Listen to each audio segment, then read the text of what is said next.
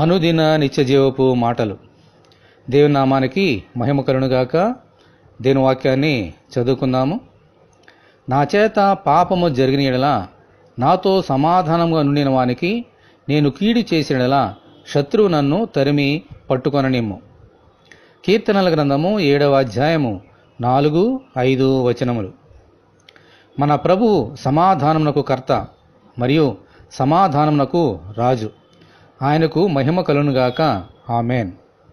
అందుకే మన ప్రభువు సమాధానపరచువారు ధన్యులు, వారు దేవుని కుమారులు అనబడుదురని మనకు బోధించారు. మన ప్రభువుని నమ్ముకున్న బిడ్డలాగా మనమందరము మనకు కీడు చేసిన వారితో సైతము సమాధానం కలిగి ఉండాలని దేవుని వాక్యము బోధిస్తోంది. అట్లయితే మనతో సమాధానంగా ఉన్న వారితో మనము ఇంకెంత సమాధానంగా ఉండాలి?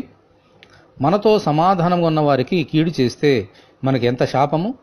అందుకే దావీదు భక్తుడు అలాగు చేస్తే దేవుడు నన్ను శిక్షించునుగాకని చెబుతున్నాడు.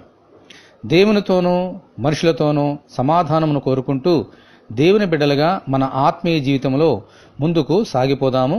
అటువంటి కృప కొరకు మనమందరము దేవుని వేడుకుందాం. ప్రభువా, మీకు వందనములు.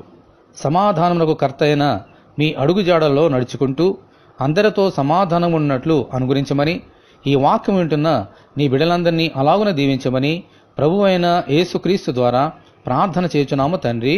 ఆమేన్. ప్రభు అయిన యేసుక్రీస్తు కృప మనకందరికీ తోడే ఉండి నడిపించునుగాక. ఆమేన్. పరిశుద్ధ దేవుని మందిరం.